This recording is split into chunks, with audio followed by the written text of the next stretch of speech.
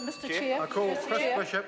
Thank you very much, Mr. Chair. Let me just deal with a few of the questions raised by members opposite in the debate on this, on in fact all the bill, because we're taking it all as one question. Let me start with Mr. Tirikatene's questions on the bill. So he wanted to know why the word "or" was used in clause 16, subsection 1 of the bill, and the reason is that to become eligible for discretionary earnings compensation, which is the compensation that would be paid to a eligible donor in advance of an operation, so that's as distinct from the recuperation post an operation. To be eligible for compensation in advance of an operation, you have to get through the gateway of being a qualifying donor in the first place. So the qualifying donor section, which is clause 10 of the bill, is the key and substantive section, which is where people become eligible to become qualifying donors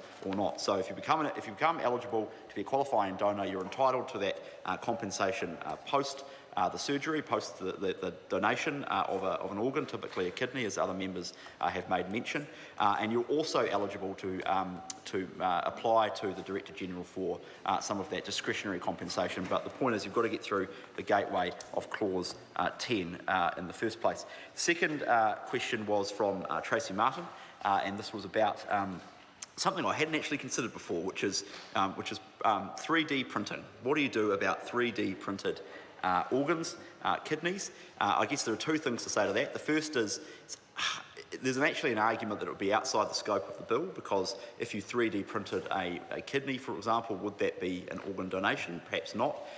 It could just be one of the advances of modern medicine, and it wouldn't necessarily fall within the scope of the bill.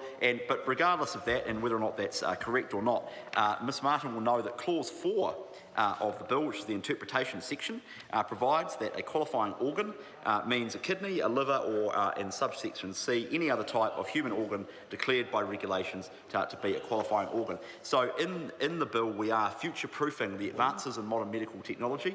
We are giving the Minister, through regulations, the ability to declare a particular type of organ to be a qualifying organ for the purposes of the bill. So a good question, but one I think that is arguably outside the scope of the bill, but nevertheless is covered, probably covered anyway. Now, the third question was from Stuart Nash, and he was very concerned about clause 9 of the bill, which is about why would you limit it to New Zealand. And actually, I think Tracy Martin in the speech, the contribution to the House following, and I very rarely say this about the contributions from Tracy Martin, I very rarely say this, but I am going to pay her a bit of a compliment. I actually think she answered that question herself before I even had a chance to stand up and speak.